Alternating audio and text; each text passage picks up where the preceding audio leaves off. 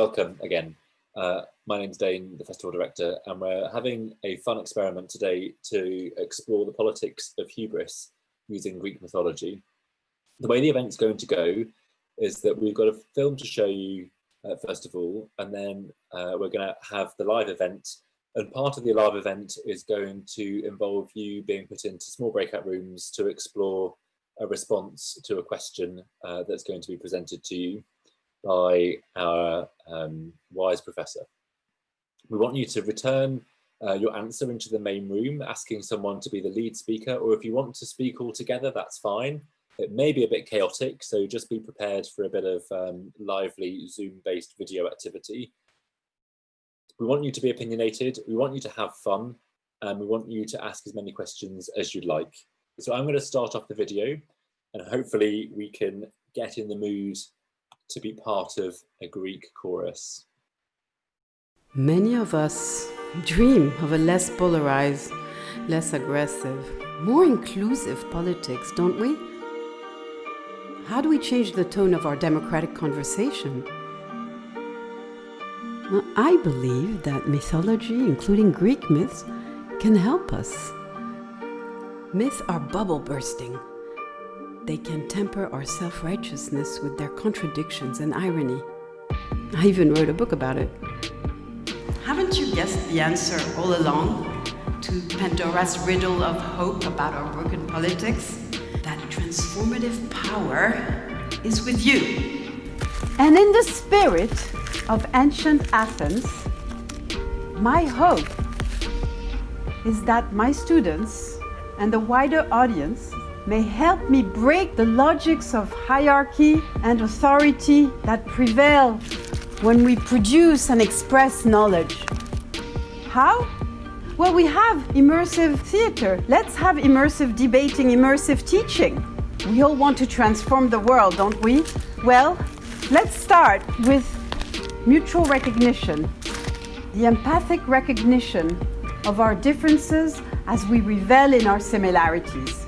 So, join me in the theater of recognition, an adventure in co-creating meaning in today's politics, an adventure that brings together philosophy, mythology, and theater. Your mission? To voice your mind as part of the chorus. What is a chorus, you ask? Well, to start with, a group of actors who stand together on the stage, commenting collectively or individually on the unfolding action. Their role? To impersonate us. You, the people, us, as say, concerned citizens or wise elders or upper-class women and so on. Sounds very modern, doesn't it? In ancient theater, our chorus may announce or explain the action, whisper some backstory, share bits of wisdom, and generally help us suspend our disbelief and make the stage our own. A grudge wanting blood for the spilling of child blood. A grudge brooding only on seizing its blood due. They may talk or chant together, discuss with each other as individuals, or express their feelings and yours through dance, for instance. Above all, the chorus is opinionated, not just a passive witness. And so should you be. No? If you accept this mission, try to imagine yourself not as a passive audience, but as a member of a chorus. I will act out a character from an ancient story, and as I do, I may pause for a moment or two and turn to you. And as I do turn to you, feel free to speak up, jump in, interject, comment, disagree. Give your opinion, express surprise or anger in the spirit of the chorus, or join others in laughter, expressions of joy, even burst into a song. And if we happen to be together in the virtual world, maybe you can also write down a feeling, an idea, or a thought to our resident Zoom chorus, and they can read it out for you. Remember, This is an experiment. Anything goes. And together, through this method of immersive debating, we will explore some big questions of politics, inspired by stories and ideas that have been with us for thousands of years.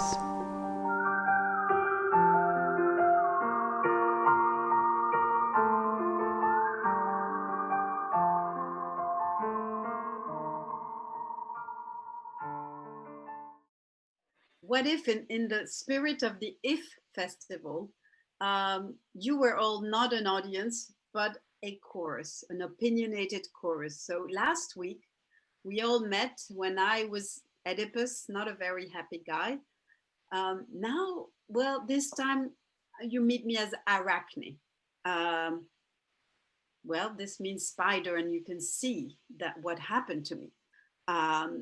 I've had to be magnified many, many times through your wondrous 21st century technology so you can actually see me in my web. Since indeed, a long, long time ago, Athena, the goddess of wisdom, transformed me into a little spider. Why this faith? You will be very right to ask. Well, it's all about hubris, right? And this is going to be the mini Wincy Tinsy play that we are going to enter into together tonight.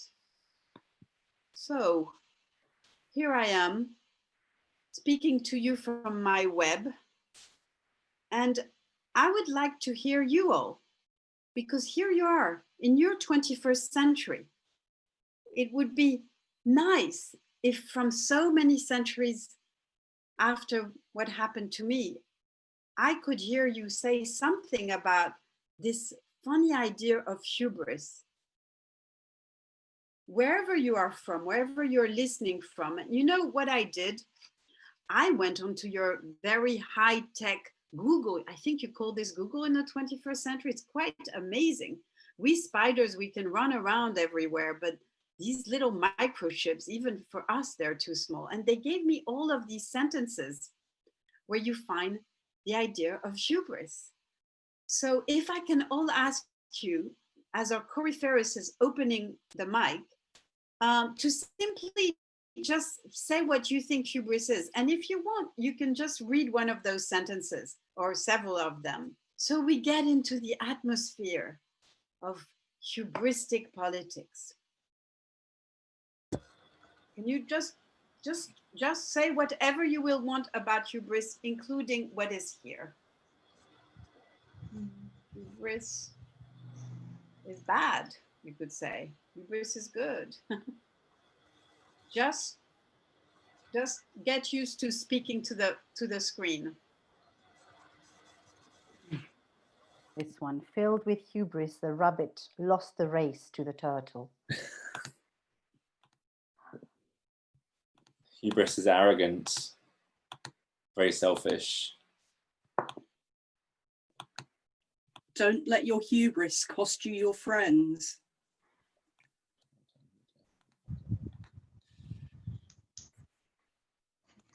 If you have any views on hubris, please shout them. I'd say hubris is overstepping what you are kind of capable of, perhaps. Hubris is being out of touch with reality.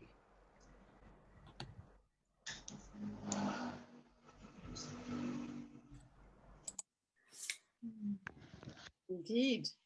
And here are all sorts of, learn a definition about hubris that you can find, starting with Aristotle, who really didn't like hubris. Doing something or saying something that can cause shame to somebody, to a victim.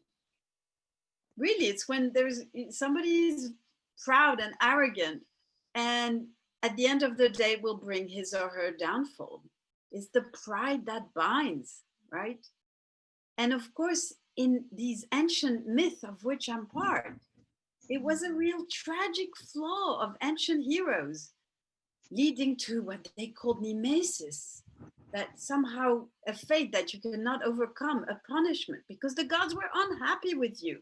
You defied them. You violated the natural order of things.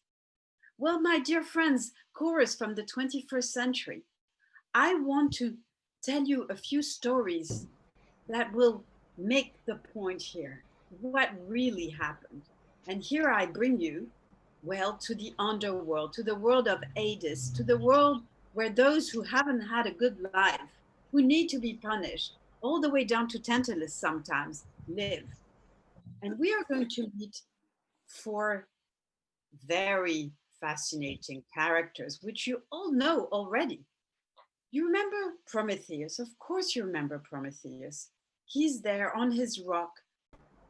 And, well, as you know, an eagle comes to eat his liver.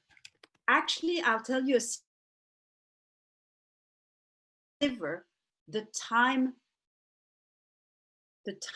to reconstruct itself. And your 20th century science proved that actually this is the exact time it takes for a liver to grow again. So poor Prometheus was there on his rock for one generation after the next. But there is also, hey, who's there up there? Sisyphus.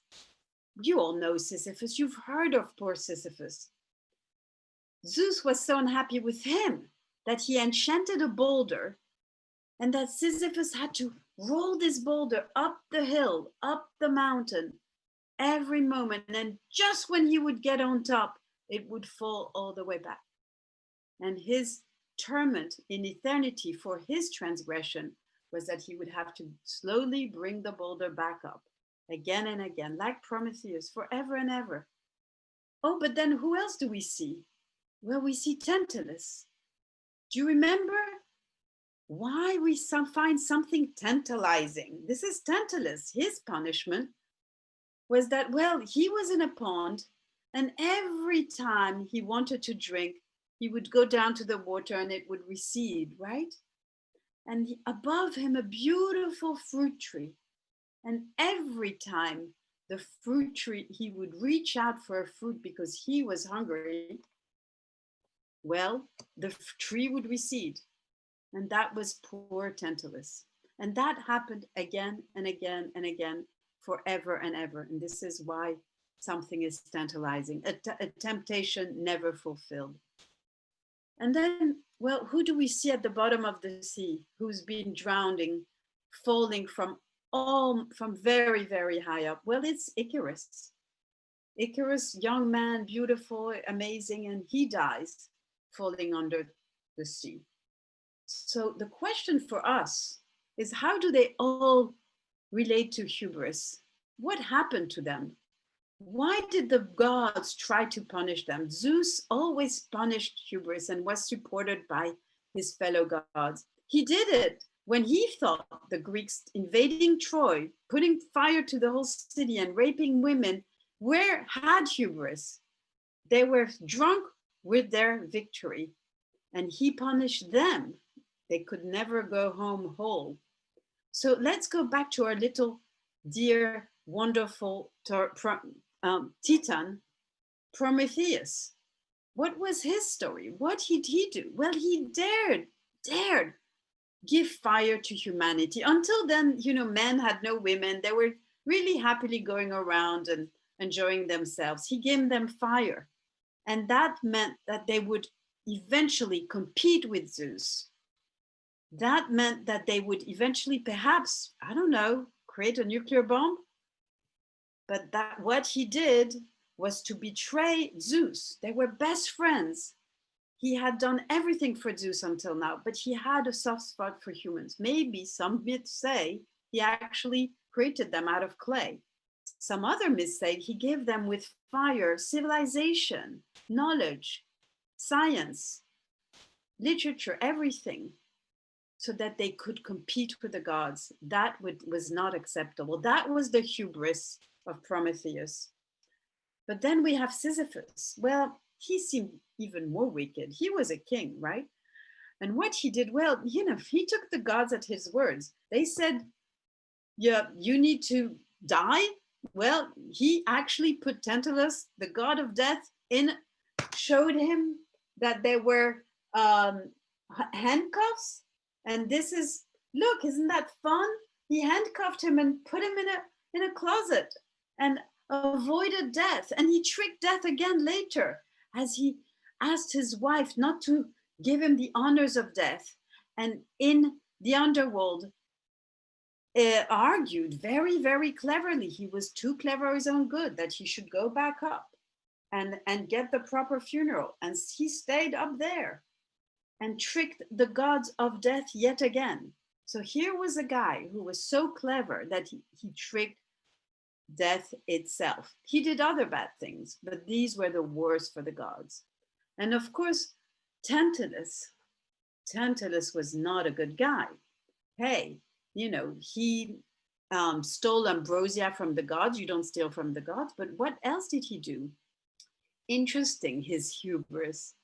Tantalus wanted to test if the gods really knew and were as clever as they said. Were they really omniscient, these powerful gods? Did they have a good sense of observation? Do our leaders? Are they up to the task? So he served them to eat his own son Pelops. Oops. One god, Demeter, kind of didn't see it, didn't understand the trick. She ate a shoulder, but the gods saw through it. Indeed, they were tested. How dare you test our authority? And punished Tantalus. And finally, of course, our dear Icarus. Well, I say dear because I do have a soft spot for Icarus. Do you remember his story? Well, Icarus's story is a bit of a sad one. You know, it was his clever, super clever dad, Daedalus, who had actually constructed the maze in which the Minotaur was locked up. You know, the horrible Minotaur who ate young Athenians, all that story in Crete. Sadly, though, the king of Crete, he was a clever guy too. And he had put Daedalus and Icarus, his son, in the maze so that they would never escape. And with guards in front and all the rest of it. But here was clever Daedalus. He constructed these wings with wax, but was very clever to instruct his son, do not go close to the sea, your feathers will be wet, do not go close to the sun, the wax will melt. But Icarus, once they were out in the sky, he and his dad, he couldn't resist the freedom, the beauty of being a bird. Who doesn't want to be a bird? Don't you guys want to be a bird? Well, I'm just a little spider. I'd love to be a bird. You're free and you see the sun. You start to understand how it works. He couldn't resist. And of course, he fell in the sea. And that was the end of Icarus. And his poor dad, Daedalus, cried. Icarus hadn't listened to him very carefully and he was punished for it. So, you know, man fell, of course, from paradise. That is our destiny because man was hubristic, did want to know, well, it was a woman, but there you go. And well, you might ask, well, what's my story? I'm Arachne at the end of the day. Why was I punished? Why did I become a little spider?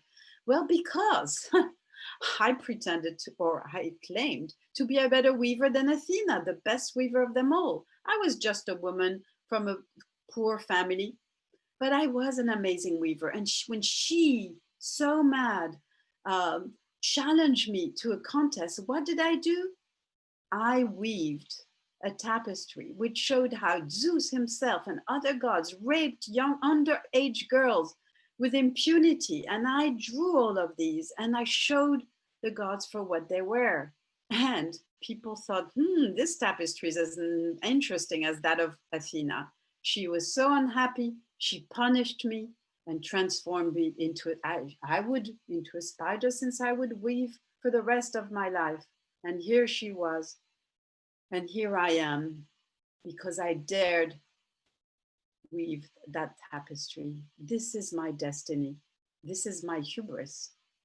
So I ask you, and I have inspired so many since that time, haven't I? This is my destiny. So this is your time, chorus. You've heard the story, and I want to ask you, Well, these are the stories of hubris. Can you say something? Comment on these stories. Are you with the gods or with our flawed characters? What lessons for today? Comment, chorus, 21st century chorus on our collective hubris or our individual hubris. Tell us what you think. Coryphaeus. So this is our instruction. I'm now going to open the breakout rooms where we'll explore the hubristic characters of maybe some of our politicians today and some characters that we know about.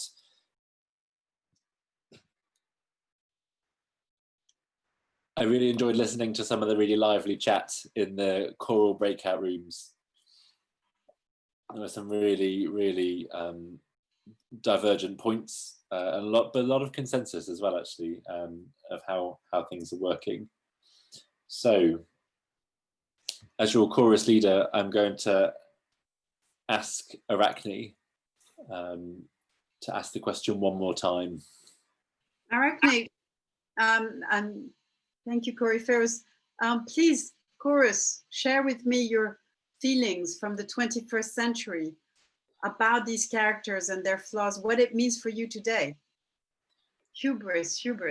So chorus group one, what are your views? What are your wise words? So I would like to express sympathy with those who are committing the hubris, the humans. And to me, especially Prometheus, I think that his act to steal the fire of Hephaestion was an act of deep love for humanity. And we might think of it perhaps as starting humanity's own hubris, and in the context of the environment and climate change, it might not be such a good thing, but I think the act itself, from Prometheus's intentions of betraying his friend because of the love he has for his creations, is perhaps a daring, courageous kind of hubris. There's something kind of beautiful about it. But yeah, there are also those who disagree. Okay. So, wise words from your group. We have disagreement in the group, actually. So what's the counterpoint? Teresa, are you ready? Yeah. Okay. Well, I don't really disagree with Ari, actually. I just tried to think of the perspective of Arachne in a different way, because I felt like, because in the original story, it was told that Arachne was punished because she was killed than Athena at the time. But I was thinking about whether she was punished because she has that intent of being better than the gods, feeling that she was equal to the gods. So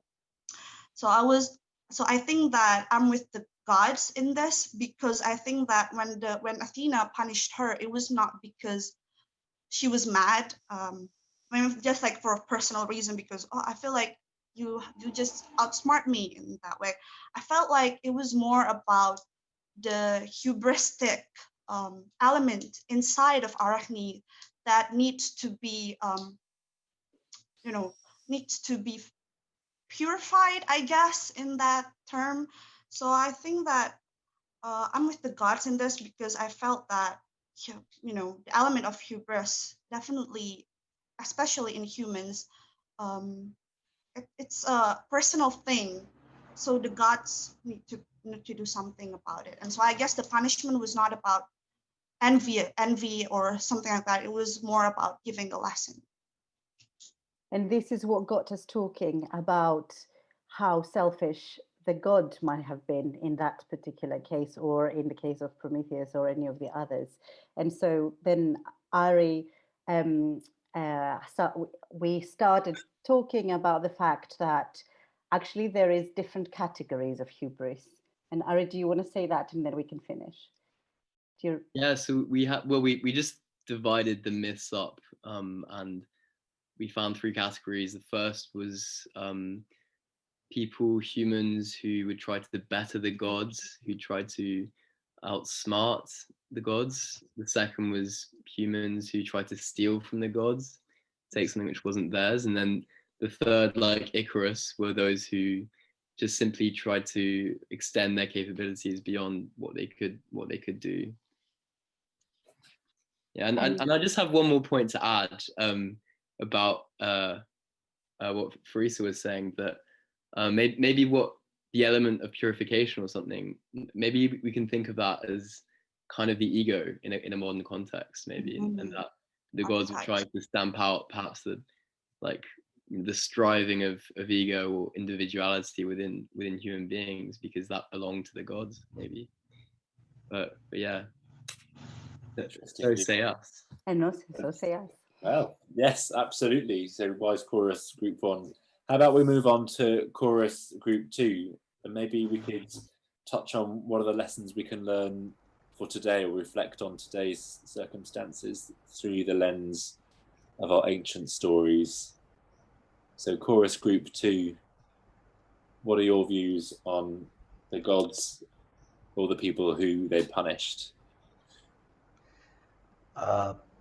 So basically, the way we looked at it, and we seem to come to some sense of consensus right through, was the fact that we don't really think of hubris quite the way that it seems to suggest in the mythologies. For example, for us, it's not a question of hubris, but it's a question of man wanting to surpass his limitations, of man wanting to progress, of man wanting to develop, of man's curiosity wanting to find things out and discover and learn and grow along. So when Prometheus gave fire to man, as has been said, it's not that he did something wrong for which he earned hubris, or that was hubritic in some sense. He did what was natural and normal to humans, which is to develop and grow and stuff like that. And the other aspect is that from the perspective of the gods, if one was to actually consider that there are gods, then it's a question of envy. And if one was to not consider that the gods are envious, then it is the question of our own psyche that we kind of considered, and said that our own psyche in some way limits us for some reason.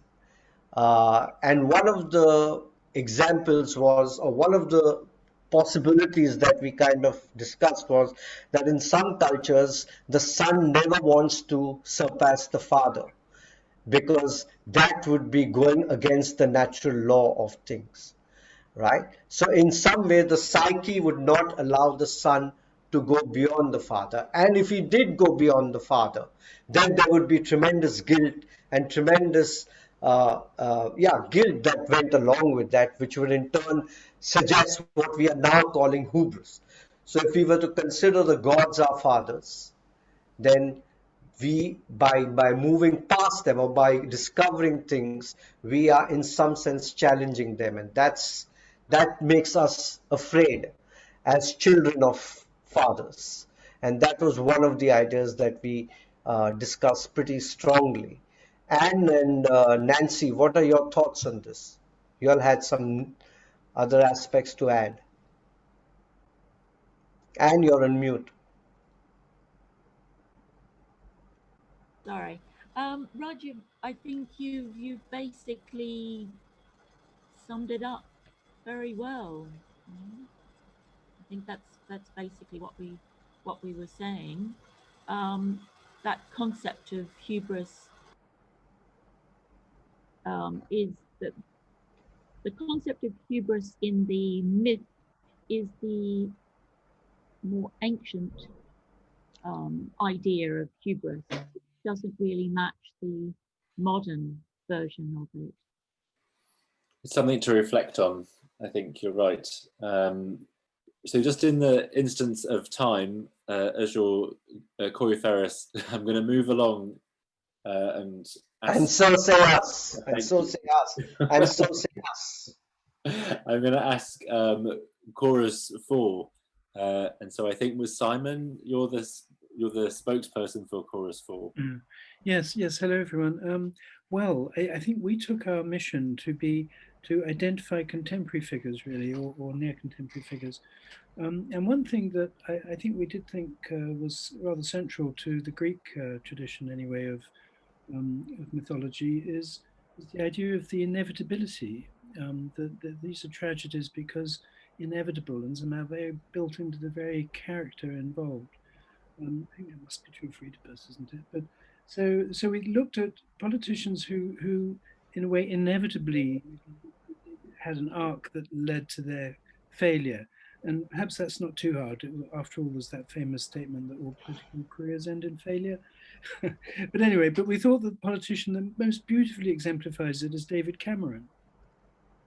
It was so much in his success as a politician, his assurance, his confidence in himself, his, in some ways, lack of control over detail and willing to delegate and so forth, but this sort of great overarching confidence that he could win any electoral whatever and so forth, hence the vote on the Brexit referendum. And his collapse subsequently was so definitive and spectacular, that one feels, here he really did, as it were, suffer for his hubris.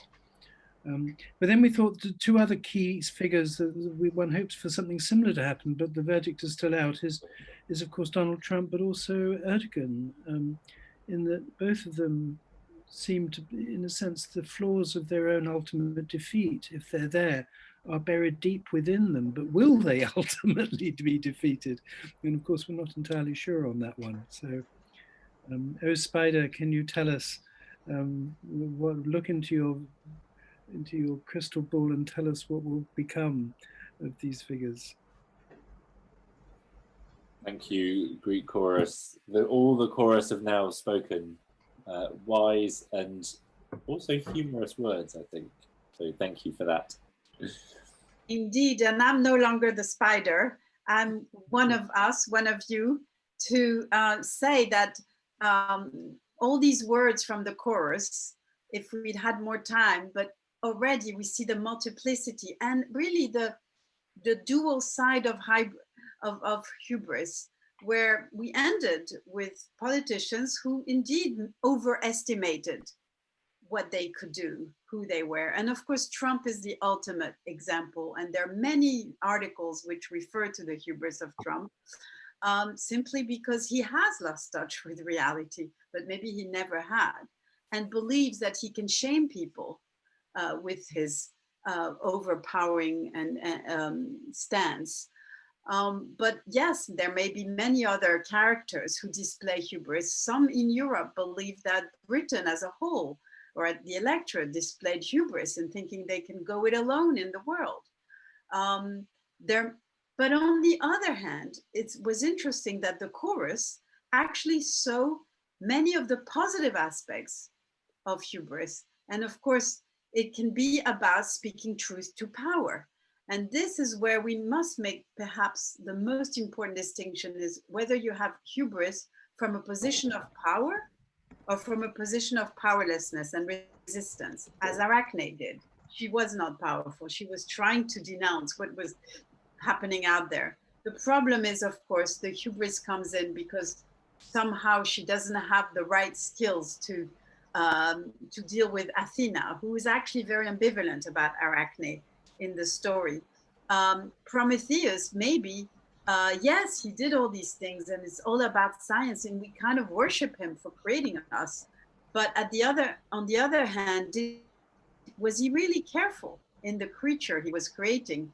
Just like Shelley, when she speaks of Frankenstein as hubris, that she does speak of him as the sign, that's the subtitle. Yeah, he had great goals and it was all about science, but he didn't control his own power.